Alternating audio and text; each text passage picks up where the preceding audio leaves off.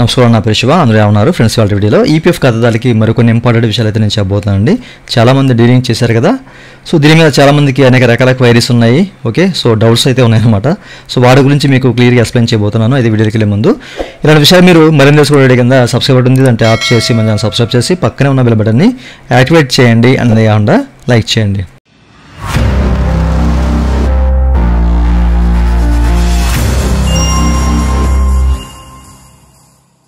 ఇక టాపిక్లోకి వెళ్ళే ముందు ఈపీఎఫ్ సంబంధించినటువంటి క్వైరీ సర్వీస్ కావాలంటే పెయిడ్ సర్వీస్ ఉంది, నన్నైతే కనెక్ట్ అవ్వచ్చు. నా వాట్సాప్ నెంబర్ వీడియో కింద మీకు డిస్క్రిప్షన్లో ప్రొవైడ్ చేసిన వాట్సాప్ ద్వారా మాత్రమే నన్నైతే కనెక్ట్ అవ్వండి.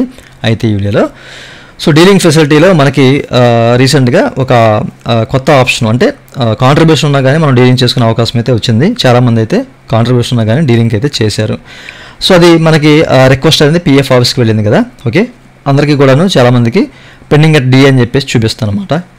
స్టిల్ అట్లాగే చూపిస్తుంది, చాలా కాలమైంది పెట్టి. ఓకేనా, అయితే ముందుగా చాలామందికి రైజ్ అయిన ప్రశ్న ఏంటంటే, సార్ ఇప్పుడు మేము డీలింగ్ చేసాం కదా, అయితే ఇప్పుడు ఇది ఎన్ని రోజుల్లోపు అవ్వచ్చు, ఎప్పుడు అవుతుంది అని చెప్పేసి కొంతమంది అయితే అడిగారు అన్నమాట. సో ఎప్పుడు అవుతుంది, ఎన్ని రోజులు పడుతుంది అనేది మనం క్లియర్గా అయితే చెప్పలేమండి. ఓకేనా, సో లెక్క ప్రకారం యాజ్ పర్ ఎస్ఓపి ప్రకారం ఏదైనా కానీ 10 to 15 days టైం పడుతుంది. ఓకే, ఏ క్లైమ్ అయినా కానివ్వండి. సో కొన్ని క్లైమ్స్కి ఏమో 7 days ఇస్తారు, కొన్ని క్లైమ్స్ ఏమో 15 days ఇస్తారన్నమాట. బట్ మీరే చూస్తూ ఉంటారు కదా, మనం ఏదైనా క్లైమ్ పెట్టినప్పుడు అది అడ్వాన్స్ క్లైమ్ కానివ్వండి, లేకపోతే ఏదైనా ట్రాన్స్ఫర్ క్లైమ్ కానివ్వండి, సో ఏ క్లైమ్ పెట్టినా కానీ మనకి 3 to 25 days 30 days టైం బట్టే ఛాన్స్ అయితే ఉంది. ఓకేనా, బట్ ఈ విషయంలో కూడా ఇదే జరుగుతుందన్నమాట. 30 days వరకు మీరు చూడొచ్చు. ఓకే, ఎవరైతే సబ్మిట్ చేశారో ఇక్కడ, సో మీరు ఇక్కడ చెక్ చేసుకోవచ్చు. మనకి ఇప్పుడు పెండింగ్ డి అని చెప్పేసి చూపిస్తుంది కదా ఇక్కడ. సో ఎవరైతే డీలింగ్ చేశారో అట్లాంటి వాళ్ళు 30 days వరకు వెయిట్ చేయండి.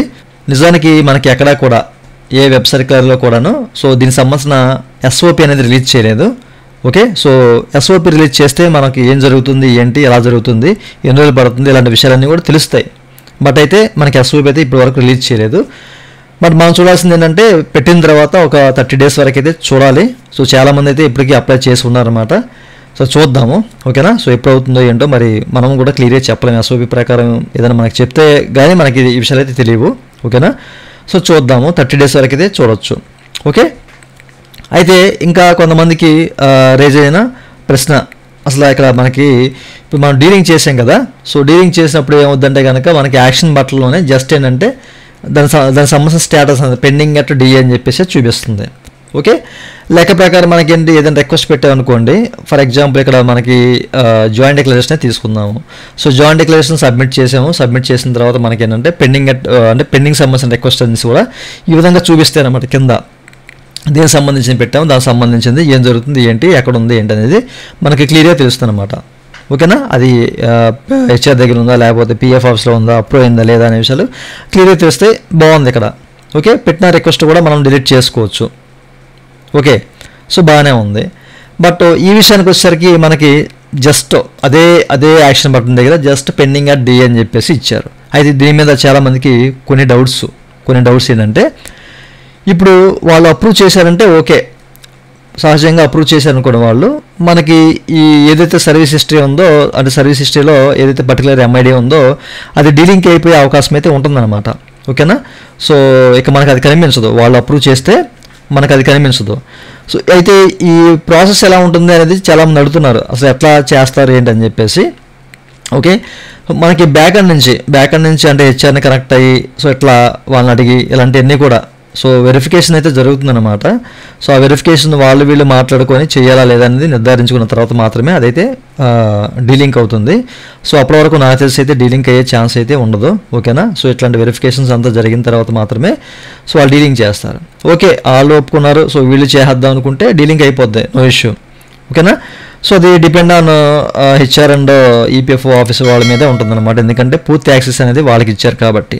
ఓకే, సో డీలింగ్ చేసిన తర్వాత మనకి అది అంటే వాళ్ళు అప్రూవ్ చేశారంటే కనుక సో ఈ యాక్షన్ అంటే మనకి ఇక్కడ సర్వీస్ హిస్టరీలో ఈ ఏదైతే పర్టికులర్ ఎంఐడి ఉందో అది కనిపించకుండా వెళ్ళిపోతుంది. ఇంకా ఇక్కడ మనకి ఎట్లాంటి యాక్షన్ దగ్గర అది అయిందా లేదా, ఎందుకు అయింది, ఇట్లాంటివి ఏమి ఉండవు, ఇంకా వెళ్ళిపోయే ఛాన్స్ అయితే 100% ఉంటుందన్నమాట. ఈ విషయాన్ని మీరు గమనించాలి. ఓకే, బాగానే ఉంది, అప్రూవ్ చేశారు, వెళ్ళిపోయింది. అయితే ఇప్పుడు అప్రూవ్ చేయని పరిస్థితుల్లో, అప్రూవ్ చేయలేదు, దీనికి ఎలిజిబిలిటీ లేదు, అప్పుడు ఏం జరుగుతుంది అనేది చాలామందికి ఒక ప్రశ్నార్థకం అనమాట. ఓకేనా, సో ఎక్కువ వస్తున్న డౌట్లు ఏంటంటే ఇప్పుడు మనకి దీనికి ఎలిజిబిలిటీ లేదు, మనమైతే డీలింక్ చేసాము, సో డిఏ దగ్గర ఉంది, బట్ లెక్క ప్రకారం దీనికి ఎలిజిబిలిటీ లేదు. సో వాళ్ళంతా వెరిఫికేషన్ బ్యాక్ నుంచి వెరిఫికేషన్ చేసుకొని అంతా ఓకే అని, సో దీన్ని ఒకవేళ రిజెక్ట్ చేశారు అనుకుందాం. ఓకే, సో రిజెక్ట్ చేసిన సందర్భంలో మనకి ఇక్కడ యాక్షన్లో సో రిజెక్ట్ చేశారు, ఎందుకారం చేశారు ఏంటి అనేది మనకు చూపిస్తారా, లేకపోతే సో దీనికి ఎలాగో ఎలిజిబిలిటీ లేదు కాబట్టి ఓకేనా, సో దీనికి ఎలాగో ఎలిజిబిలిటీ లేదు, రిజెక్ట్ చేశారు కాబట్టి సో ఇక్కడ మనకి డీలింక్ యాక్షన్లో డీలింక్ అని చెప్పేసి కనిపిస్తుంది కదా, సో ఇది రాకుండా మనకి జస్ట్ బ్లాంక్గా వస్తుందా, ఓకేనా. బ్లాంక్గా వచ్చిందనుకో మళ్ళీ మనం రీసబ్మిట్ చేయడానికి అవకాశం ఉండదన్నమాట.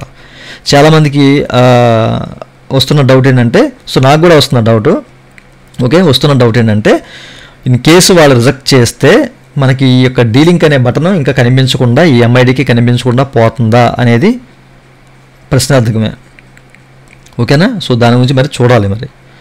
ఓకే, సో వాళ్ళు అప్రూవ్ చేయకుండా రిజెక్ట్ చేస్తే సో ఇక్కడ రిజెక్టెడ్ దానికి సంబంధించిన యాక్షన్ దగ్గర మరలా మనకి అదే పర్టికులర్ ఎంఐడి దగ్గర డీలింక్ అనే ఆప్షను బ్లూ కలర్ బటన్ ఇస్తారా, తీసేస్తారా, లేకపోతే ఏదైనా కామెంట్ పెడతారా అనేది ఇక్కడ ప్రశ్నార్థకం. మరి చూడాలి దాని గురించి కూడాను. ఓకే, చాలామంది పెట్టారు కాబట్టి సో మరి చూద్దాము మనకి అసలు నెక్స్ట్ స్టెప్ ఏ విధంగా ఉంటుంది ఏంటనేది. బట్ ఎస్ఓపి వస్తే మనం క్లియర్గా చెప్పగలము, బట్ ఇక్కడైతే అట్లాంటి ఎస్ఓపి అయితే ఇప్పటి వరకు రిలీజ్ చేయలేదు. వస్తే కనుక మీకు తప్పకుండా దాని గురించి అయితే చెప్తాను. ప్రజెంట్ అయితే మనకి లేదు కాబట్టి సో ఎట్లాంటి డౌట్స్ అన్నీ వస్తున్నాయి చాలామందికి, నాకు కూడా వస్తున్నాయి, అందుకే మీకు చెప్తున్నాను. ఓకే, అయితే మీరు అప్లై చేయాలా లేదా అనేది మీరే నిర్ధారించుకోండి, లేదా అప్డేట్ వచ్చే వరకు వెయిట్ చేయండి. ఓకే, చాలామంది చేశారు కాబట్టి అప్డేట్ వచ్చే వరకు వెయిట్ చేయండి. ఓకేనా. సో ఇప్పుడు చాలామందికి ఎదురవుతున్న డౌట్స్ ఏంటంటే ఇవే, చాలామందికి ఎదురవుతున్న క్వైరీస్ అనేవి. ఓకే, ఎన్ని రోజులు పడుతుంది ఏంటి, ఒకవేళ వాళ్ళు అప్రూవ్ చేయకపోతే ఏంటి పరిస్థితి అనేది. అప్రూవ్ చేస్తే ఎలాగో ఎగిరిపోతుంది ఇక్కడ సర్వీస్ హిస్టరీ నుంచి కనబడదు, బట్ అప్రూవ్ చేయకపోతే పరిస్థితి ఏంటి అనేది చాలామందికి. ఎందుకంటే మనకి ఇక్కడ ఈ కింద సెక్షన్లో ఎక్కడ కూడా మనకి ఎట్లా అంటే దీనికి సంబంధించిన పెండింగ్ రిక్వెస్ట్ అనేవి మనకి పర్టికులర్గా ఇక్కడ షో చేయవు. సో ఇక్కడ యాక్షన్ బటన్ దగ్గర మాత్రమే అది ఏం జరుగుతుంది ఏంటి అనేది చూపిస్తున్నారు. సో నా లెక్క ప్రకారం అయితే ఎలిజిబిలిటీ లేని వాళ్ళకి తీసేసే అవకాశం అయితే ఉండొచ్చేమో అనుకుంటున్నాను. ఓకేనా, అంటే బటన్ తీసేసే అవకాశం అయితే ఉండొచ్చేమో అనుకుంటున్నాను. చూద్దాం మరి. ఓకే, సో తీసేస్తారా లేకపోతే డీలింక్ అనే బటన్ని మళ్ళీ ఇస్తారా ఏంటి అనేది తెలియదు ఈ పెండింగ్ అట్ డిఏ దగ్గర. ఓకే, సో చూసారు కదా చాలామందికి దీని మీద డౌట్స్ ఉన్నాయి, ఈ విధంగా డౌట్స్ అయితే ఉన్నాయన్నమాట. మరి వెయిట్ చేయాలి. అయితే మీరు ఎప్పుడైనా డీలింగ్ చేద్దాం అనుకున్నప్పుడు, అంటే కాంట్రిబ్యూషన్ ఉంది డీలింగ్ చేద్దాం అనుకున్నప్పుడు సెకండ్ ఆప్షన్ ఉంది కదా, అంటే ఆఫర్ వచ్చింది బట్ దాన్ని రిజెక్ట్ చేశాను, జాయిన్ అవ్వలేదు ఆ కంపెనీలో అని చెప్పేసి సెకండ్ ఆప్షన్ ఉంది కదా, ఆ సెకండ్ ఆప్షన్ తీసుకుని మాత్రమే చేయండి. ఓకే, అట్లా కాకుండా ఫస్ట్ ఆప్షన్ అయితే తీసుకోవద్దు. ఇన్ కేసు నిజంగానే రియల్గా మీరు ఆ కంపెనీలో జాయిన్ అవ్వలేదు, అసలు మీకు ఆఫర్ రాలేదు, బట్ క్రియేట్ అయిపోయింది ఐడి, అమౌంట్ కూడా వేసారనుకున్నప్పుడు తీసుకోవచ్చు, నో ఇష్యూ. బట్ మనం జెన్యున్గా చేసాం కాబట్టి ఆఫర్ వచ్చిందని చెప్పేసి అనుకోవాలి. ఓకే, సో నేను జాయిన్ అవ్వలేదని చెప్పేసి అది కూడా తక్కువ సర్వీస్ ఉన్న వాళ్ళు అలా పెట్టుకోవడం బెటర్ అనమాట. ఓకే, సో ఈ విషయాన్ని గమనించాలి. ఒక 6 months బిలో సర్వీస్ ఉన్న వాళ్ళు ఇట్లాంటివి పెట్టుకోవడం బెటర్. ఎందుకంటే ఏమో వాళ్ళు ఆలోచించి అంటే హెచ్ఆర్ అలాగే పిఎఫ్ ఆఫీసులు ఆలోచించి ఎందుకులే డీలింగ్ చేసేయండి అని చెప్పేసి అమౌంట్ అంటే ఎవరి అమౌంట్ వాళ్ళకి సెటిల్ అయిపోతుంది కాబట్టి సో డీలింగ్ చేసేయండి అని చెప్పేసి వాళ్ళు యాక్సెప్ట్ చేశారనుకోండి, మీ అదృష్టం కొద్దీ డీలింగ్ అయిపోయే ఛాన్స్ ఉంటుందన్నమాట. అంటే తక్కువ సర్వీస్ వాళ్ళే చెప్తున్నాను. ఓకేనా, సో ఈ విషయాన్ని గమనించాలి. మీకు ఇంకేదైనా డౌట్స్ ఉంటే వీడియో కింద కామెంట్ సెక్షన్లో కామెంట్ చేయండి. అండ్ మీకు ఏదైనా క్వైరీ ఉంటే కనుక పెయిడ్ సర్వీస్ అయితే కనెక్ట్ అవచ్చు. ఇదండి వీడియో. ఈ వీడియో మీరు హెల్త్ వీడియో కింద లైవ్ ఉంది, లైక్ చేసి మన సపోర్ట్ చేయండి. అలాగే ఇలాంటి విషయాలు మీరు మన వీడియో కింద సబ్స్క్రైబ్ ఉంటుంది, దాంట్లో యాప్ చేసి మన సబ్స్క్రైబ్ చేసి పక్కన ఉన్న బటన్ యాడ్ చేయండి. Thank you for watching and జై హింద్.